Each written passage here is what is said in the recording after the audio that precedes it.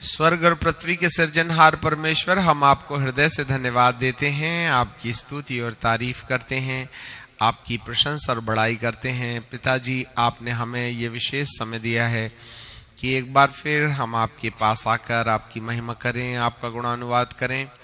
प्रभु, आपके उन भेदों और रहस्यों को जो इन अंत के दिनों में प्यारे पिताजी आप अपने लोगों के जीवन के ऊपर प्रकट करना चाहते हैं, उन बातों के ऊपर आप हमारे जीवन में प्रकाश डालिएगा। ऐसी आप कृपा और दया कीजिएगा। प्रभु, हम एक गीली मिट्टी के ढेर के समान आपके हाथों में पड़े हैं। अपनी चतुर उंगलियों से हमें बनाइए और जैसा आप चाहते हैं वैसा आप ढाल दीजिएगा। प्रभु, आपको धन्यवाद देते हैं, मसीह यीशु के नाम से मांगते हैं, आमीन। हम इफिसियों की किताब और उसका 5वां अध्याय और 11वें पद के ऊपर विचार कर रहे थे, जहां पर प्रभु परमेश्वर ने अपने लोगों के सामने जो एक सेवकाई वरदानों की लिस्ट रखी हुई है, हम उसे देखें। वहां आपने ये देखा, इफिसियों की किताब 4वां अध्याय और उसका 11 पद, वहां ऐसे लिखा है, और उसने कितनों को प्रेरित नियुक्त करके, और कितनों को भविष्यद्वक्ता नियुक्त करके, और कितनों को सुसमाचार सुनाने वाले नियुक्त करके, और कितनों को रखवाले और उपदेशक नियुक्त करके दे दिया। ये 5 कैटेगरीज हैं मिनिस्ट्रीज की, सेवकाई की। और इन 5 ऑफिसेस को परमेश्वर ने इसलिए रखा है कि पवित्र लोग सिद्ध किए जाएं और सेवा का काम किया जाए और मसीह की देह उन्नति पाए। 3 चीज हैं। The perfection of the saints, number 2 the ministry, और number 3 the body of Christ must has to be increase.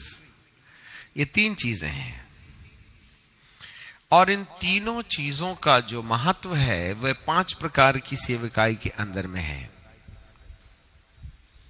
यदि पवित्र लोगों को सिद्ध बनना है और यदि वास्तव में सेवकाई का काम बढ़ना है और मसीह की देह उन्नति पाना है, अब यहां पर आपको थोड़ा सा विचार करना पड़ेगा। सारे, चाहे विश्वासी हों या फिर सेवक हों, वास्तविक सेवा क्या चीज है?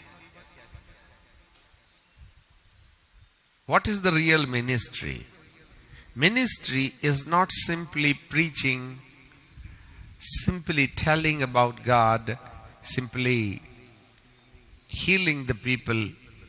Of course, deliverance, healing, preaching, ये एक सेवकाई के अंग हो सकते हैं, परंतु केवल प्रभु के बारे में बोलने वाले काम को हम मिनिस्ट्री नहीं कह सकते। मिनिस्ट्री मीन्स जब एक व्यक्ति मिस्र की गुलामी से निकाला जाए,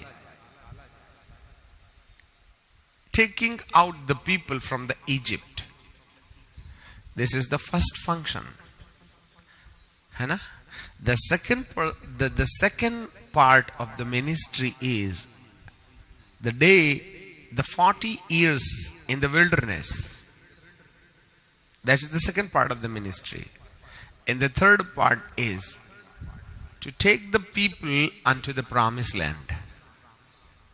सेवकाई को 3 भागों में बांट सकते हैं। पहला, पुराने नियम के अनुसार मिस्र से लोगों को निकालना लाल समुद्र तक, और उसके बाद और फिर लाल समुद्र से लेकर प्रतिज्ञा के देश के बीच के 40 साल की यात्रा में खौच पौच, गड़बड़ी, अव्यवस्था, झगड़ा, खाने पीने का, उसमें से लोगों को निकाल के लेके आना। नंबर 3, और उन्हें सिद्ध बनाकर उन्हें प्रतिज्ञा के देश में प्रवेश कराना। 3 steps of the ministry. पहले में क्वांटिटी है, दूसरे में प्रॉब्लम से भरा हुआ जीवन है, और end of this 40 years of journey in the wilderness there is a perfection before the river of Jordan. There is a perfection, and then entering into the promised land. इन तीनों महत्वपूर्ण हिस्सों से हर एक विश्वासी को गुजरना है, हर एक सेवा को गुजरना है, और यह ऐसा करने के द्वारा निकाले जाने से लेकर प्रवेश किए जाने तक की घटनाएं पूर्ण होती हैं। अब कई लोग प्रभु का प्रचार भी कर रहे हैं, चंगाई भी दे रहे हैं, और उन्हें भविष्यवाणी भी कर रहे हैं, घर घर विजिट कर रहे हैं, संडे मीटिंग, मंडे मीटिंग, बुढ़ा मीटिंग, बच्चा मीटिंग, महिला मीटिंग, सब ईटिंग मीटिंग करके ना पूरे की पूरा समय अपन ने इतना ढेर सारा खर्च कर दिए। परंतु सवाल ये है, कितने लोग मिस्र से अर्थात पाप की गुलामी से बाहर आए? जी, एक आदमी के लिए ना 6 महीने तक रोज प्रार्थना किया किया किया, और आखिरी में वो 6 महीने के बाद में चंगा हुआ, और जैसे ही चंगा हो गया उसने आना ही बंद कर दिया। और नहीं, जब तक बीमारी थी तब तक वो बहुत आता था, और अब फिर से वो चला गया ढमक ढमक ढमक ढमक करने, समझ गए हो गए।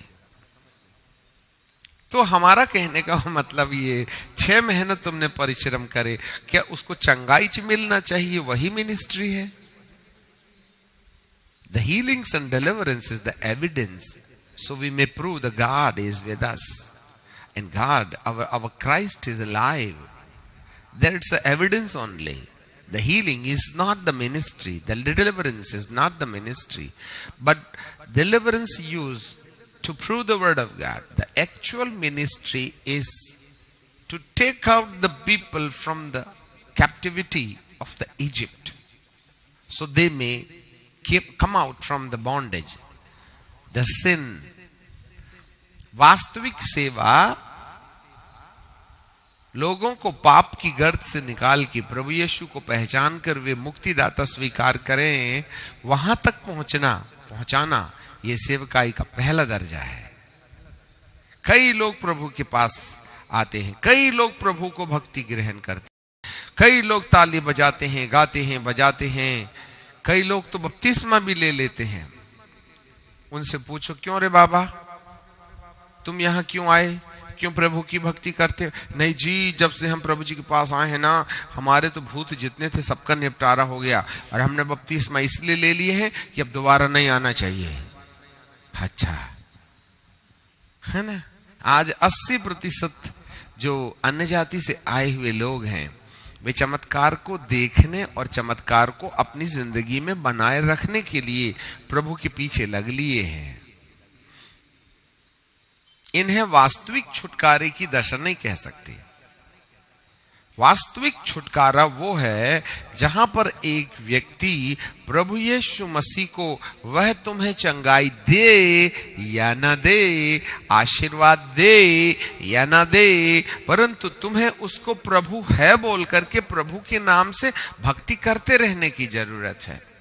तब तो हमें समझ में आएगा कि वो किसी प्रभु को जानता है। नहीं जी, मेरी बकरी खो गई, अरे इसी में सत्य होता तो क्यों, अरे मैं नहीं करता भक्ति, क्या फायदा हुआ? चंगाई हो गई तो जय हो प्रभु की, और बीमारी हो गई तो काय का प्रभु और काय का क्या। ऐसे लोग स्वार्थपूर्ण जो प्रभु की भक्ति करते हैं, उन्हें ये नहीं कहा जा सकता कि ये मिस्र से निकल आए हैं। They doesn't have the experience of the salvation. Still they lives in sin. The miracles and the signs and wonders is happening in their life, but their motive is to get the deliverance, not to Christ. आज हमारी ministry देखो ना, आप क्या कर रहे हो। हम, अरे बाबा प्रभु तेरे बेटा को चंगा कर देगा, तेरी गैया ठीक कर देगा, तुम प्रभु के पास आ जाओ, तुम्हारी बिटिया ना, हाँ तो उसका फलाना बीमारी दूर हो जाएगा, तुमको नौकरी मिल जाएगी। तो तुम अपने प्रभु को केवल दुनिया की भौतिक वस्तुओं को देने के लिए वो ऐसा करेगा बोल करके, और भीड़ तो चमत्कार को नमस्कार है ही है। यदि कोई भीड़ चमत्कार के चक्कर में प्रभु के पास आ गई और वो आज तक चमत्कार तक ही टिकी हुई है, तो उसे नहीं कहा जा सकते कि वे मिस्र से बाहर आ गए हैं। अब आप अपनी भीड़ से पूछो, जितने लोग आपके साथ खड़े हुए हैं, उनके दिल को टटोलो, आखिरकार वे प्रभु के पास क्यों आए हैं। हाँ, ऐसा हो सकता है प्रारंभ की दशा में आप उनको चमत्कार के द्वारा प्रभु का परिचय दें, परंतु सन 70 से लेकर अभी तक तेल और पानी की बोतल लेकर के विश्वासी चले आ रहे हैं चर्च में। हम तो ग्रास रूट लेवल में भी चर्च को नहीं लाए ना। ये भीड़ भड़क जिस दिन चमत्कार होगा सब भाग जाएंगे। उनको सच्चे परमेश्वर को कि वो डिलीवरर है, मुक्तिदाता है, हम उनको नहीं जना पाए, बता नहीं पाए, हमने उनको एक्सप्रेस नहीं किया। आज ये बात उस समय संभव होती है जब तक कि 5 प्रकार की सेवकाई की अधीनता में रहकर एक सेवक सेवकाई क्या होती है उसको ना समझे। आज मशरूम की तरह सेवक हैं। In every corner of the villages you can find one minister is doing the ministry. कई बार हम सख्त मिजाज से जब इन सच्चाइयों को लोगों के सामने रखते हैं तो लोगों को कड़वा लगता है और वे हमें मिसअंडरस्टैंड करने लगते हैं, परंतु जो रियलिटी है वो तो रियलिटी है ना। अब आप ही बताइए, हम जो सेवा करना चाहते हैं उनका मोटिव क्या है? Why they want to do the ministry? What will happen? 4 लोग को तो इकट्ठे किया जा सकता है, परंतु क्या उनका रियल साल्वेशन हुआ है? यदि वास्तविक साल्वेशन की बात करते हैं तो हमें आवश्यकता होगी कि हम सेवकाई के वास्तविक महत्व को समझें। इसलिए प्रभु कहते हैं कि सेवा का काम पूरा किया जाए, और सेवा के काम में लोगों को मिस्र से निकालकर बपतिस्मा की अर्थात लाल समुंदर से पार करके उन्हें वहां ले जाना है जहां मिस्रियों की सेना उनका पीछा करते करते लाल समुंदर के अंदर दफन की जाती है, और उसके बाद वे मिस्री कभी इजराइलियों के पीछे नहीं रहते। This is the first part of the ministry. अब यहां पर ये जो वास्तविक अनुभव है वो अनुभव केवल इस हाथ की जो 5 प्रकार की सेवकाई है उसके सबमिशन में रह करके यदि कोई मिनिस्ट्री करने के लिए तैयार हो जाए तो आप मिस्र से निकाल लिए जाने के काम को अपनी सेवकाई के अंदर देखेंगे। फिर चमत्कार नहीं भी होगा तो आया हुआ विश्वासी प्रभु पर विश्वास में कमी नहीं लाएगा। अब आप अपने कलीसियाओं को माइक्रोस्कोप में खोज करके देखें, दूरबीन से देखें, है ना, कि आज प्रभु के पास आए हुए लोग जो ताली बजाते हैं, बपतिस्मा ले लिए हैं, आते हैं, उनका जो मोटिव है वो किस बात से टिके हुए हैं। कल को कोई विपत्ति आई तो क्या होगा? कल को चंगाई होने नहीं हुई तो, कल बीमारी आएगी तो क्या वे खड़े रहेंगे और प्रभु को प्रभु कहते रहेंगे? क्या इतनी अंडरस्टैंडिंग उनके पास है? तब तो हम कह सकते हैं कि मिस्र से निकाले जाने वाले लोग हैं। आज विश्वासी वरदान के आधार पर कोई भी व्यक्ति प्रभु के नाम से जाकर के प्रभु का प्रचार करने लगता है और विश्वासी होने के नाते उनके द्वारा चमत्कार भी होते हैं, तो उन्हें ये नहीं कहा जा सकता कि they are in the ministry.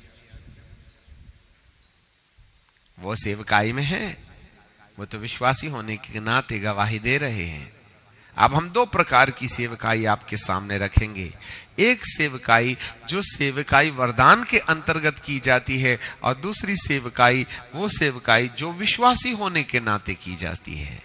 विश्वासी होने के नाते की जाने वाली सेवा आपकी गवाही है,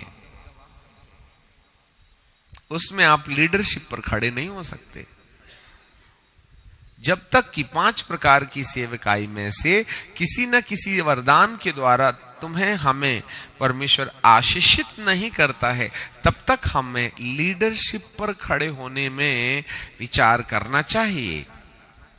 अब मेरे द्वारा चंगाई हो रही है तो हम क्या करते हैं, मैंने प्रभु के पास लाया, मैंने चंगाई दी, इसलिए इस चार परिवार का पास्टर मैं रहूंगा, लीडर मैं रहूंगा, अगुआ मैं रहूंगा, मेरी सेवा में बचे। अच्छा, तो बिलीवर भी तो चंगाई करता है ना। तो तुम बिलीवर होने के नाते, विश्वासी होने के नाते यदि चमत्कार हो जाए, आपकी गवाही सुनने के द्वारा लोग प्रभु के पास आ जाएं, तो इसका तो मतलब नहीं होता कि तुम गैंग लीडर बन गए। Problem is with the leadership. अच्छे से समझना, हर एक 4 आत्मा को प्रभु के पास लाने वाला व्यक्ति अगुआ बनने के लिए ये दावा करता है। But the actual leadership, listen me very carefully, हम बड़े अंदाज और अनुभव के साथ हम जो बता रहे हैं ना आपको, वो लिखी पढ़ी बात नहीं बता रहे, यहां से खोजो वहां से खोजो, ये निकालो वो निकालो ना रे बाबा ना। 10,000 लोगों को बपतिस्मा देने के बाद में हजारों की संख्या में आके एंजॉय करके चर्च छोड़ के चले गए। उस बड़े अंदाज के साथ हम कह सकते हैं कि लीडर होने के लिए क्वालिटी कौन रखता है। अब आप याद रखें कि जब तक 5 प्रकार के सेवकाई वरदान में से कोई ना कोई सेवा का वरदान आपके पास ना हो, अगवानी के अधिकार में खड़े होने के लिए आपको 4 बार सोचना पड़ेगा। इन सब से हटकर भी आप सेवकाई के हिस्से में भागीदार हो सकते हैं, परंतु ये जो बाकी 5 प्रकार की सेवा से हटके जो भी सेवाएं की जाएंगी वह बिलीवर्स अथॉरिटी के अंतर्गत या विश्वासी वरदान के अंतर्गत आप काम में लाते हैं, जिसमें आपको कहीं ना कहीं अगुओं की सबमिशन में, अगुओं की अधीनता में रहकर इनकरेजमेंट का काम करना चाहिए, ना कि खुद ही लीडर बन जाना चाहिए। आज जो विश्व के अंदर प्रचारकों को जो परमेश्वर के वचन की सेवकाई से जुड़े हुए संदेश की जो जरूरत है, आज उसकी कमी है। हालेलुया। सेवा, परंतु सेवा के पहले ये 5 प्रकार की सेवकाई जो है एक पवित्र समाज को कहां ले जाता है? सिद्धता में ले जाता है। हाँ? परफेक्टिंग द होली सेंट्स, पवित्र लोगों को सिद्ध बनाना। ठीक है, ये हर विश्वासी की और हर सेवक की जरूरत होती है। अब जिस कलीसिया में ये 5 प्रकार की सेवकाई का प्रभाव या छतरी या इन्फ्लुएंस नहीं रहता है, वहां संतों की सिद्धता का कोई लेना देना नहीं है। आइए बीड़ी बुझा के खाइए प्रभु भोज और जाकर के फिर सुलगा लीजिएगा।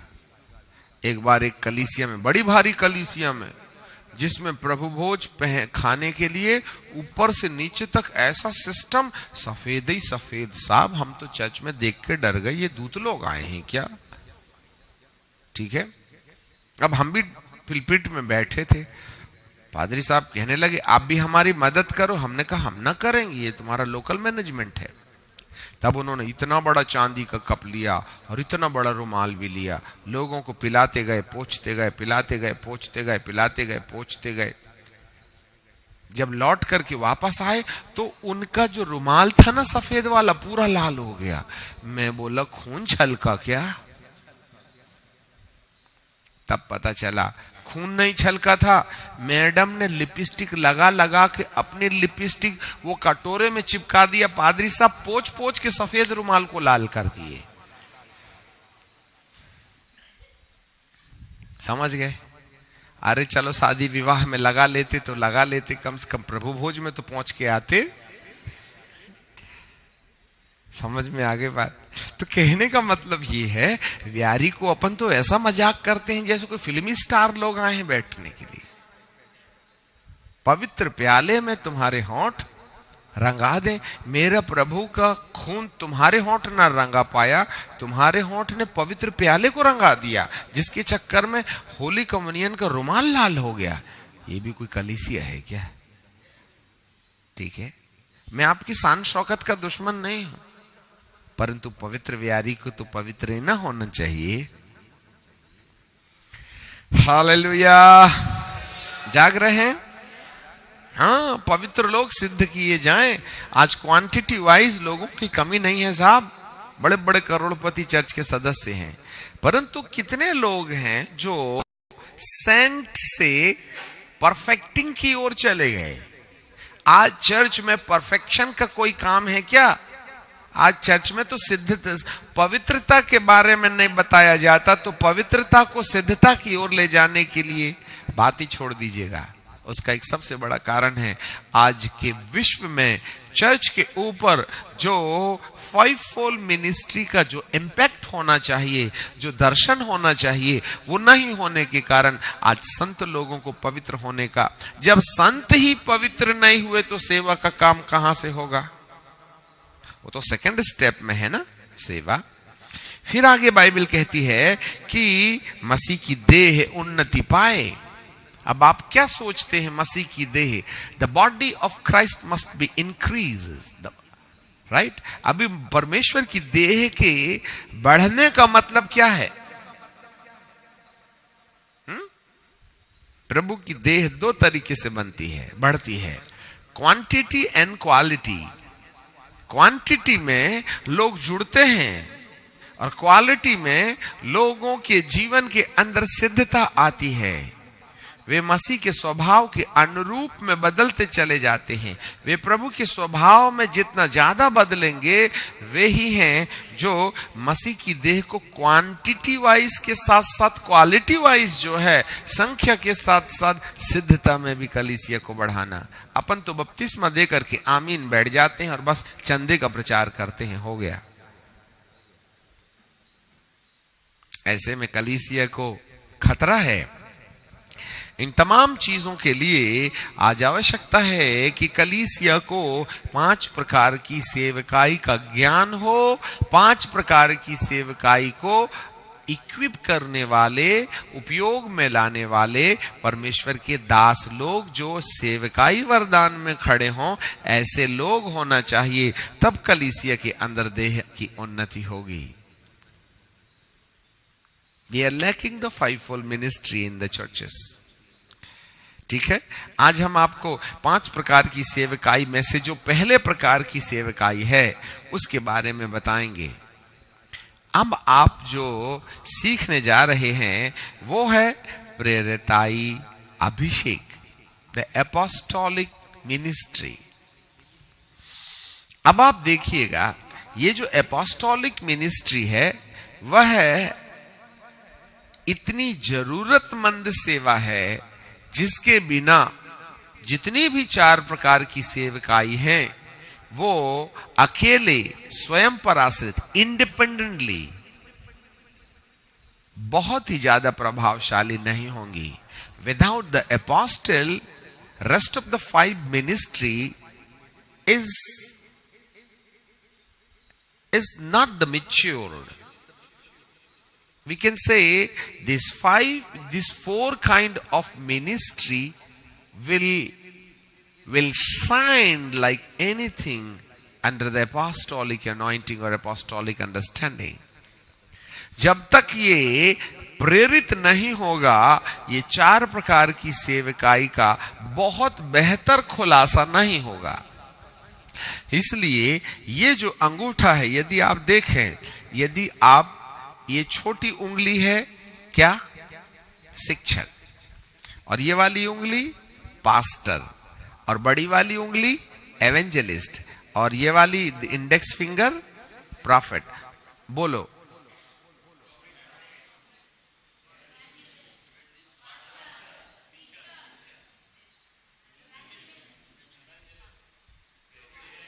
बिल्कुल ठीक है, समझ गए ना? अब ये 4 उंगलियों को यदि काम करना है तो क्या ये 4 उंगलियां अपने आप में ही फुर्सत से काम कर लेंगी क्या? यदि इस उंगली से मुझे चश्मा पकड़ना है, पकड़ाएगा क्या? है? चलो, ये है भविष्यवक्ता। और अब ये उंगली है बड़ी वाली, ये बोलती ये वाला कार्ड उठाऊंगी मैं, है? तो ये कार्ड उठा सकती क्या अपने आप में? पास्टर बोले मैं तो इंडिपेंडेंट हूं, उसको बोलो चश्मा उठा तो जरा, और आंख में उठा भी लेगा तो भी नहीं लगेगा, ठीक है ना? और रहे टीचर, टीचर भी अपने आप में कुछ नहीं कर सकता, थोड़ा मोड़ा जरूर उठा लेगा, परंतु जब तक आप इसको साथ में नहीं लेंगे इसका उपयोग नहीं होगा। चाहे टीचर हो, चाहे पास्टर हो, चाहे एवेंजलिस्ट हो, चाहे प्रॉफिट हो, उसको एपोस्टल की मदद चाहिए ही चाहिए। Without the apostle the office of the prophet is incomplete, the evangelist is incomplete, the pastor is incomplete, and the teacher is also incomplete without the apostle. Maybe they can do something in God's kingdom, these four offices, but without the apostle they may not have the success and the full maturity in their own ministry without the apostle. इसलिए ये officer है। जरा ध्यान से सुनना, यदि विश्व को बदलना है, यदि भारत को बदलना है, यदि मध्य प्रदेश को बदलना है, यदि चर्च को बदलना है, यदि आपको अपनी सेवकाई बदलनी है, यदि आपको अपनी कलीसिया बदलनी है, तो ये एक महत्वपूर्ण कार्यालय है। It's a very important office. Through this office, the apostolic office, everywhere you can find the perfection, right? हमें इसे समझने की जरूरत है। ये गली गली कुछ कुछ मिलने वाले नहीं है। कौन एपोस्टल हो सकता है, ये एपोस्टोलिक चीज क्या चीज है, उसके बारे में हम स्लोली समझने की कोशिश करेंगे। आज बड़े बड़े बाइबल के ज्ञाताओं को, आज बड़े बड़े अनुभवी सेवकों को भी इस बात को समझने की जरूरत है कि बिना प्रेरित के बहुत सी चीजें असफल हो जाती हैं, ठीक है? तो यहां जब हम प्रेरितों की बात करते हैं तो हमारे जो बाइबल टीचर्स हैं, कई विश्वासी जो सेवक लोग हैं, उनकी अंडरस्टैंडिंग ये होती है, उनकी समझ ये होती है कि भाई साहब ये जो प्रेरित है ना, वो केवल 12 थे और उसके बाद में प्रेरिताई सेवा उन 12 प्रेरितों के साथ में दफन हो गई। आजकल प्रेरित नहीं होते, या आजकल हमें प्रेरित की जरूरत नहीं, हमारा तो यीशु खुद ही प्रेरित हो गया है, तो ये 11, 12, 15, 18 प्रेरितों का क्या काम है? ठीक है ना? इसीलिए कि एक तो प्रेरित नजर आते नहीं, एक तो प्रेरित का कार्यालय की शिक्षा नहीं है, दूसरी चीज इनकी उपलब्धि नहीं होने के कारण आज हम उनको स्वीकार करने के बजाय उनको बाईपास करते रहते हैं। जो समझ में नहीं आती ना, हम कहते हैं ये प्रेरितों के जमाने की बात है, अपने पल्ले नहीं पड़ती, और हम उसको खोजना भी नहीं चाहते हैं। इसलिए प्रेरिताई कार्यालय का जो एक्सेप्टेशन है वह धीरे धीरे कलीसिया में, भारत में, मिनिस्ट्रीज में कम होते चला जा रहा है। We are lacking the office of the apostle, right? Hallelujah. अब हम प्रेरित, अब हम किताब में से, बाइबल में से पढ़ेंगे कई लोगों के विश्वास के अनुसार कि 12 प्रेरित थे, उसके बाद प्रेरिताई मिनिस्ट्री खत्म हो गई, ऐसा बोल करके हम इसे समझने की कोशिश करेंगे। क्या वे 12 ही थे कि उससे हटके भी थे? पहला विषय यह होगा कि अपोस्टल 12 ही थे या फिर और भी थे, ठीक है ना? अब आप आ जाएं प्रेरितों की किताब और उसका पहला अध्याय, book of apostle chapter 1 verse 15। और यहां आपको 1:15 में, अब आपको बाइबल भी खोलना पड़ेगा और लिखना भी पड़ेगा, क्योंकि ये गंभीर विषय हैं और शायद ही बहुत कम जगहों में इन बातों को आपको सुनने के लिए मिलेगा। यहाँ बाइबल हमें इस प्रकार से कहती है 15वें पद में वर्स 15, और उन्हीं दिनों में पतरस भाइयों के बीच में जो 120 व्यक्ति के लगभग थे इकट्ठे खड़े होकर के कहने लगा, हे भाइयों, अवश्य था कि पवित्र शास्त्र का लेख पूरा हो कि जो पवित्र आत्मा ने दाऊद के मुख के द्वारा उसके विषय में, यहूदा के विषय में कही थी कि मैं जो यीशु के पकड़वाने वाले का अगुआ था, अर्थात यहूदा इस्करियोती, पहले से ही कही गई थी, क्योंकि वह तो हम में से गिना गया। कौन? यहूदा इस्करियोती। और इन सेवकाइयों में भागी हुआ। उसने अधर्म की कमाई से एक खेत मोल लिया और सिर के बल गिरा और उसका पेट फट गया और उसकी सब अतड़ियां निकल पड़ी।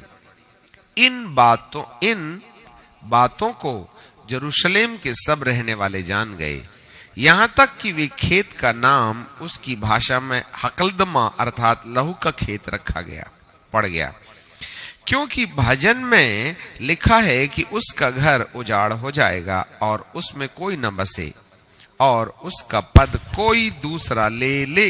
इंपॉर्टेंट पॉइंट, उसका पद कोई दूसरा ले ले।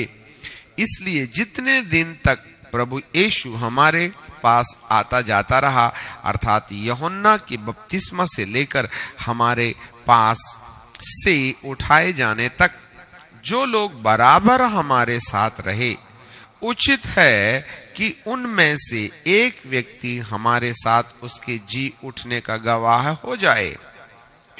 तब उन्होंने दो को खड़ा किया, एक यूसुफ को जो बरसबा कहलाता है और उसका उपनाम युस्तुस है, दूसरा मत्तयाह को, और यह कहकर प्रार्थना की कि हे प्रभु, तू जो सबके मन जांचता है, यह प्रकट कर कि इन दोनों में से किसको तू चुनेगा और वह उस सेवकाई और प्रेरिताई का पद ले जो यहूदा छोड़कर अपने स्थान को चला गया था। तब उन्होंने उनके बारे में चिट्ठी डाली और चिट्ठी मत्तयाह के नाम पर निकली, सो वह उन 11 प्रेरितों के साथ गिना गया। अब यहाँ पर बाइबल कहती है कि 12वें की जगह जो खाली थी उसको मत्तयाह ने ले लिया। तो कितने गवाह ठहरे? जोर से बोलो। ये जो 12 थे वो किस नाम से जाने गए? प्रेरितों के नाम से। अभी राइट।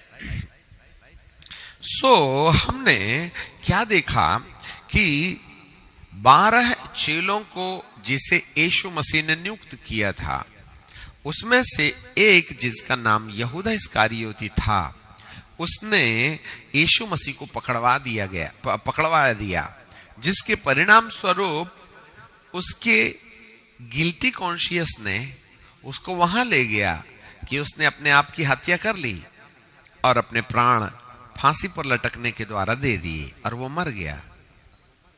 अब रहे 11 प्रेरित।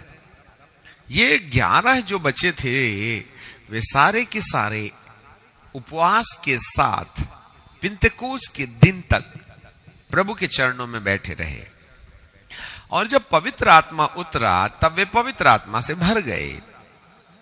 अभी 120 लोगों की सभा डिसमिस नहीं हुई है। तब पतरस खड़े हुआ, उसने बड़े अंदाज के साथ ये कहा कि हमारे बीच में से वो गवाह है जो प्रभु यीशु मसीह के प्रारंभ से लेकर जी उठने की दशा तक होना चाहिए, उन गवाहों में से एक की कमी है। तब जो है उन्होंने यह निश्चय कर लिया कि हम एक प्रेरित को गवाह के रूप में चुन लेंगे। तब जो है उन्होंने 2 लोगों के नाम प्रस्तावित किए, जिसमें से चिट्ठी डालने के बाद एक निश्चय हुआ कि वो था मत्तयाह, और मत्तयाह का नाम उन 12 में से जो 11 के साथ 12वें के रूप में गिना गया, और वे इस बात की गवाह ठहरे। अब एक बात बताइए, प्रेरितों को क्यों नियुक्त किया जा रहा है? भाई 11 नहीं काम पढ़ सकते थे क्या? आखिर इन प्रेरितों का मिशन क्या है? हेलो भाई, इन प्रेरितों का मिशन क्या है? इन प्रेरितों का जो मिशन है वो ये है कि आप जो हैं, ये 12 वो हैं जो यीशु के साथ साथ चलते समय, लिसन मी वेरी केयरफुली, यीशु के साथ चलते समय उन्होंने अपनी जिंदगी से, आंखों से जो कुछ भी देखा है, from the beginning up to the death and up to the resurrection, वो इस बात की गवाह हो। और इस बात की गवाही के लिए अब आप कहोगे, क्या मत्तयाह जो आज प्रेरितों की लिस्ट में गिना गया वो कल ही विश्वास में आया था? नहीं। आपको मालूम है प्रभु यीशु मसीह के सैकड़ों शागिर्द थे, सैकड़ों चेले थे, लंबे समय तक सैकड़ों सेवक प्रभु के साथ चलते रहे। परंतु एक समय प्रभु सारी रात उपवास करने के बाद जब पहाड़ से नीचे आए, तब सैकड़ों में से 12 को अलग किया और उनके नाम दिए। उस समय से वे विशेष चेले के रूप में स्वीकार किए गए। तो क्या उनके साथ और भी जो थे वे इन्हीं के समान अनुभवी नहीं थे? इन्हीं के समान प्रेमी नहीं थे? इन्हीं के समान सामर्थी नहीं थे? क्या वे भी गवाह नहीं थे?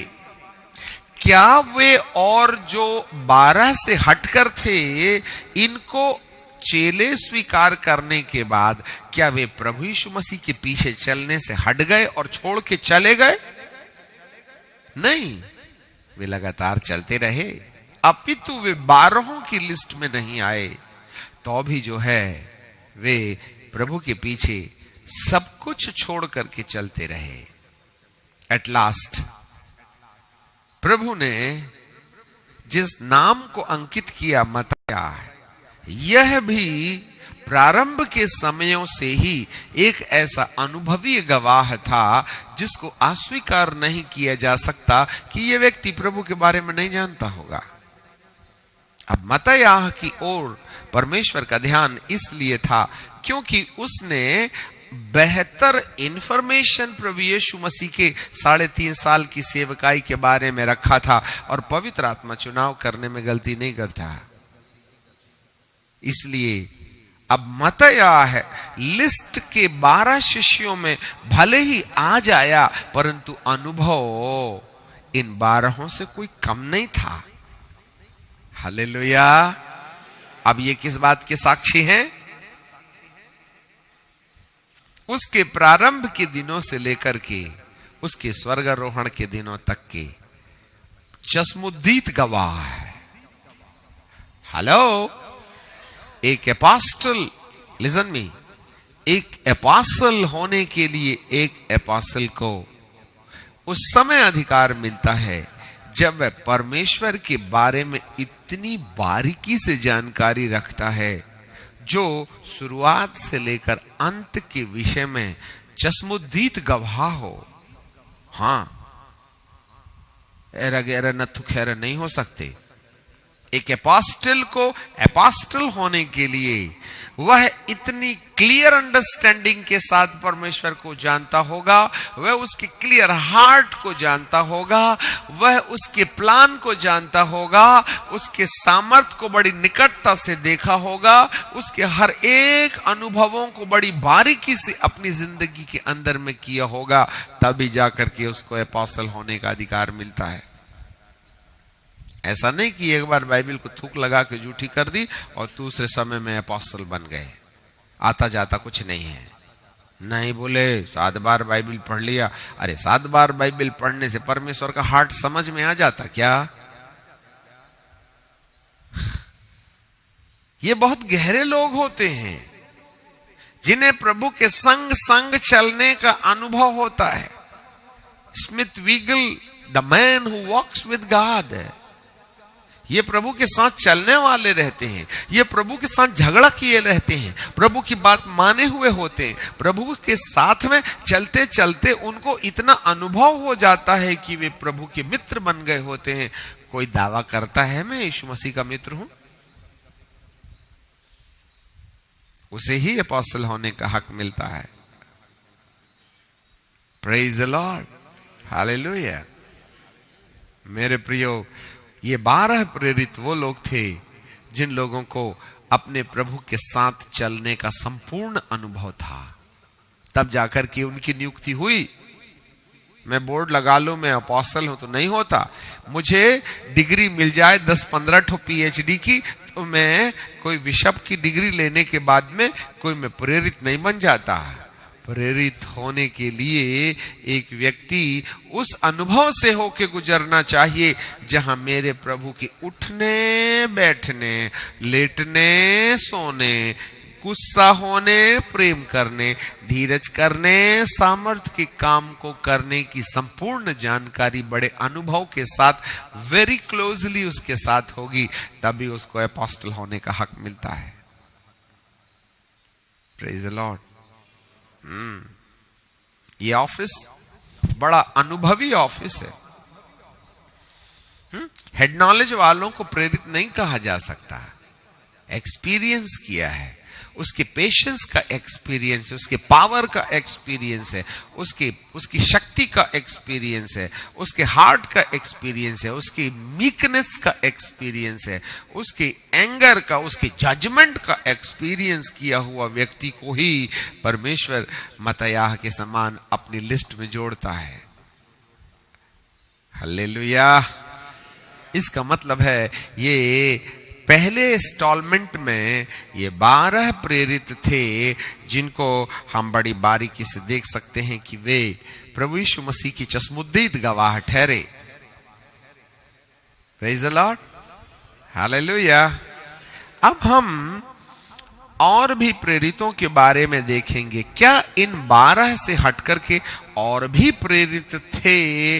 इसको देखने के लिए पहला कुरिन्थियों की किताब और उसका 15 अध्याय और 10 पद, 1 Corinthians chapter 15 verse 10 है ना, 10वां अध्याय, 15 अध्याय और उसके पहले 9 को पढ़ेंगे, फिर 10 को पढ़ेंगे ना। 10 को पहले पढ़ते हैं। चलिए 15-10।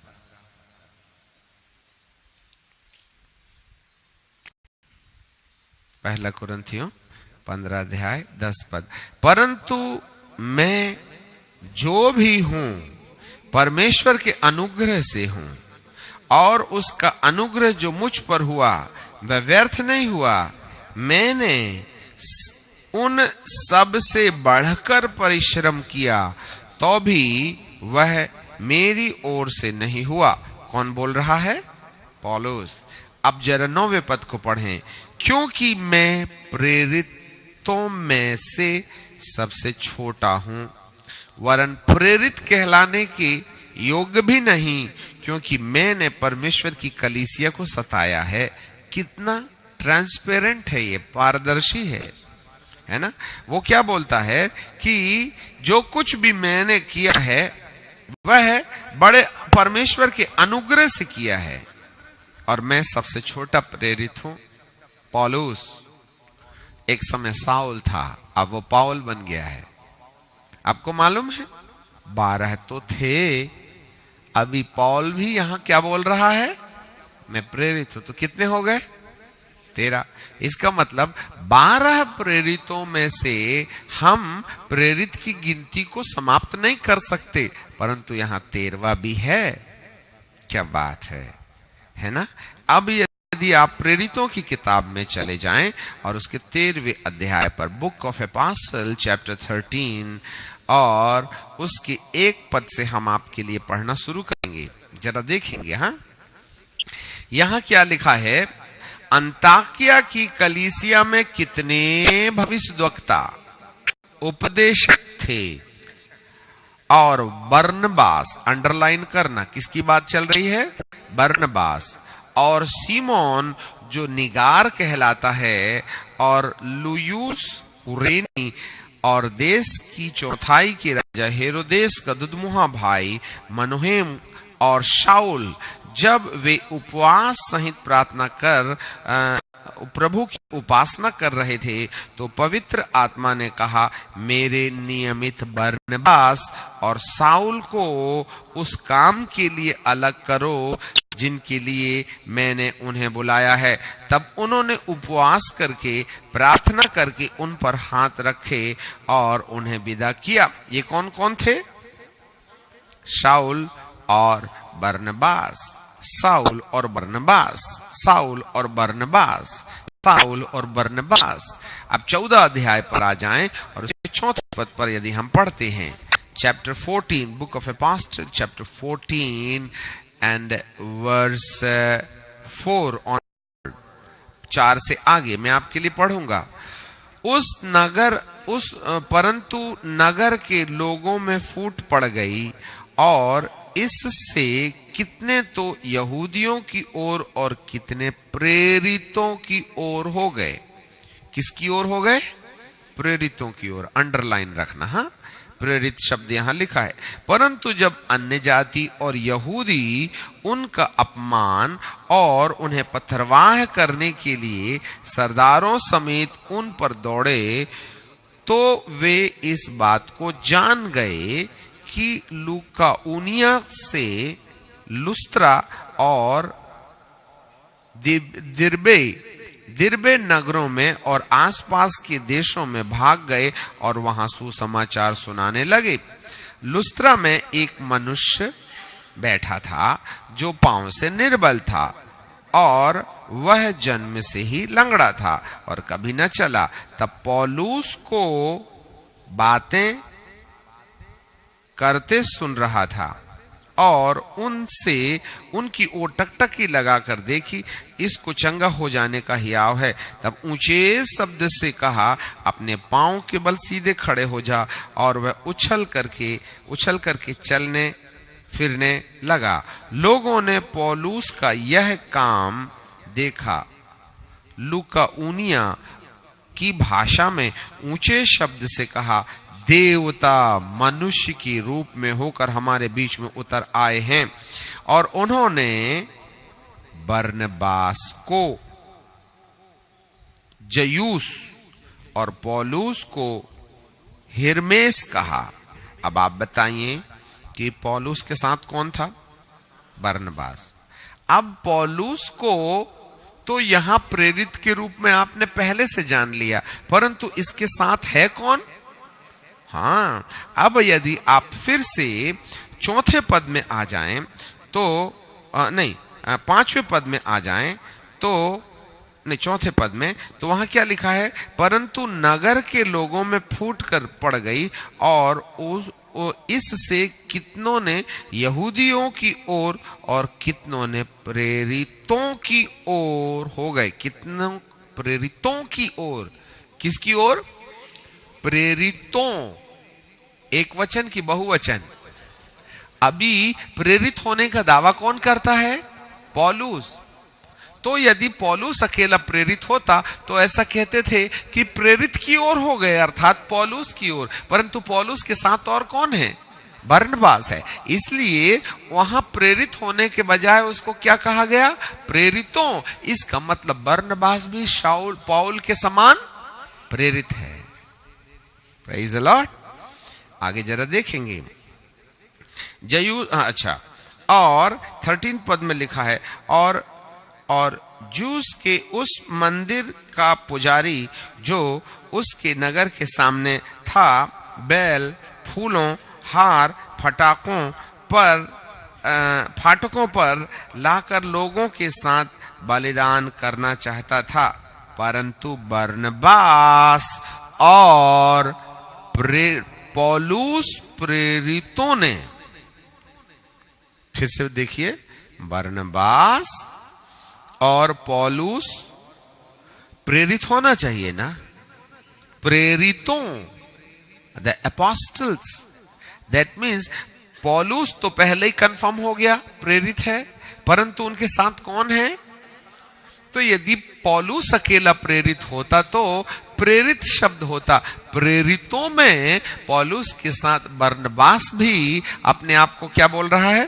प्रेरितों ने सुना तो अपने अपने कपड़े और भीड़ फाड़े और भीड़ में लपक गए और पुकार कर कहने लगे, हे लोगों, तुम क्या करते हो? इसका मतलब है बरनबास भी क्या है?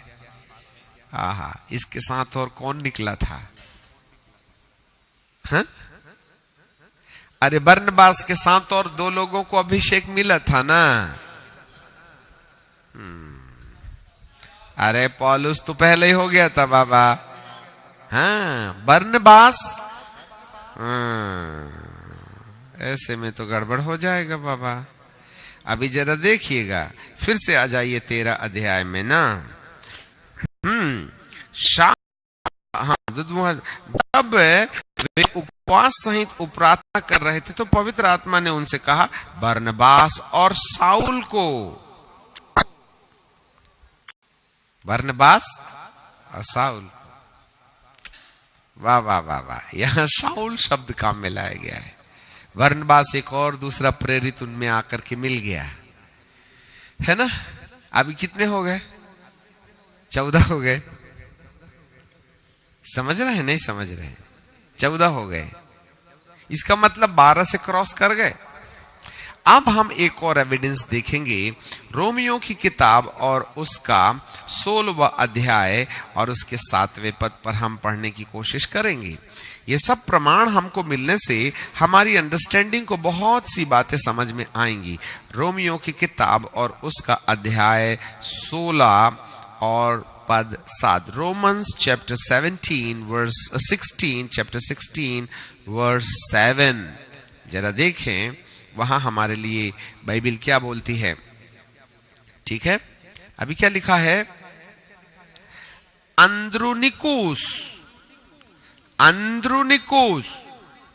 यूनियास, जो मेरे कुटुंबी हैं और मेरे साथ कैद हुए थे और प्रेरितों में नामी हैं। किस में नामी है? कौन है? अंद्रुनिकुस और यूनियास, जो मेरे कुटुंबी हैं और मेरे साथ कैद में हुए थे और प्रेरितों में नामी हैं और मुझसे पहले मसीह में हुए थे। नमस्कार। इसका मतलब है ये 14 के बाद में अंद्रुनिकुस और यूनियास भी क्या थे? प्रेरित थे। अभी तो 16 हो गए है ना। इसका मतलब है प्रेरितों को 12 के साथ लिमिटेड नहीं किया जा सकता है। Praise the Lord. अभी कौन लिख रहा है ये किताब? कौन लिख रहा है? रोमन की पत्री किसने लिखा? Who wrote this book of Roman? You brothers, Paul. अभी ये पॉल क्या बोलता है? अंद्रुनिकुस और यूनियास, जो मेरे कुटुंबी हैं और मेरे साथ कैदी हुए थे। किसके साथ कैदी हुए थे? पौलुस के साथ। और प्रेरितों में नामी हैं। क्या है वो? प्रेरितों में नामी है और मुझसे पहले। किससे पहले? इसका मतलब पौलुस की मिनिस्ट्री से भी पहले ये उनके यीशु के संग के गवाह थे और परमेश्वर ने उनको अभिषेक दिया था और मुझसे पहले मसीह में हुए थे। नमस्कार। इसका मतलब पौलुस से भी बड़े थे ये। पौलुस के पहले, मतलब जिस समय पौलुस को परमेश्वर ने, मसीह यीशु ने पौल प्रेरिताई सेवकाई दी, उससे भी पहले ये वाले 2 अपोस्टल थे, नामी थे। बहुत ज्यादा नाम नहीं है, बहुत ज्यादा स्टेटमेंट उनके बारे में लिखा नहीं गया, इसका मतलब नाम ही तो है बाबा। हालेलुया। इस तरीके से प्रेरिताइयों की जो टीम है, एक के बाद एक के बाद एक काम करते चली जा रही है। ठीक है ना? ये प्रेरितों का जो चुना जाना है, किस आधार पर चुना जाना है? इन प्रेरितों का चुनाव इसलिए किया जा रहा है कि वे मेरे उठने बैठने, चलने फिरने, मेरे सामर्थ के काम, न्याय के काम, धीरज के काम, मरने के काम, जी उठने के काम, पवित्र आत्मा के भेजे जाने के काम और सामर्थ के कामों के ये चश्मुद्दीत गवाह होंगे। और मैंने गवाह होने के लिए इनको चुन लिया है। और ऐसे सिस्टम को अपने जीवन के अंदर रखने वालों को वह एपोस्टल कहते हैं। आपको मालूम है, जो एपोस्टल शब्द है ग्रीक भाषा में एपोस्टोलोस शब्द से बना हुआ है। एपोस्टोलोस का मतलब होता है the one who sended by God, send out, जो नियुक्त करके गवाह के रूप में भेजा गया, उसका मतलब होता है प्रेरित। एपोस्टोलोस, एपोस्टल हिंदी में प्रेरित, मतलब परमेश्वर ने अपने हर बातों का गवाह बना करके भेजा। हेलो? चार भूत निकाल के प्रेरित होने का दावा नहीं मिलता। बाइबल को 90 बार पढ़ने से आप प्रेरित होने के दावेदार नहीं होते हैं। जिससे मेरे प्रभु का बहुत निकटतम अनुभवीय अनुभव हो, not theology, but they have a wonderful experience to walking with God. Such a person can challenge. I have the experience how God works, how he is a righteous judge, how he's powerful, how he is mighty, what is his plan is. I know it through my experience. Only they can challenge, they can have the responsibility of apostle. We are the worthy to testify the Lord Jesus. Hallelujah. जाग रहे हैं? फालतू की बात मत करना। प्रेरित बड़े अनमोल होते हैं और परमेश्वर उनको भेजता है। अब हम एक एपोस्टल, एक व्यक्ति होता है। The apostle is a person. लिखो, एपोस्टल प्रेरित एक व्यक्ति है, कॉमा,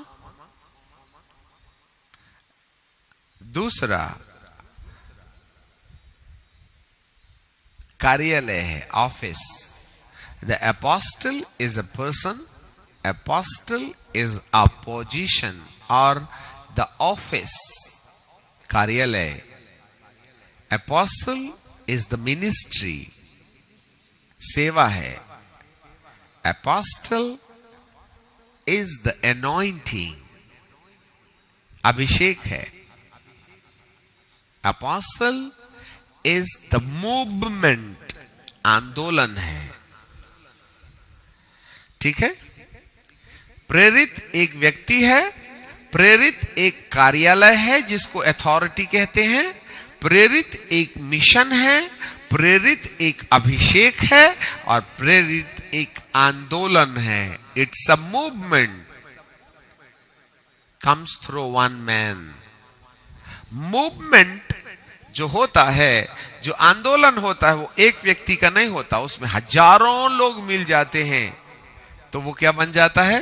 प्रेरिताई आंदोलन, the apostolic movement. Apostle can be a person, apostle is an office, apostle is a ministry, apostle is an anointing, apostle is an movement that thousands and the millions of people can join in. That movement is called the apostle. Apostolic movement, apostolic churches, apostolic Andhi. Praise the Lord.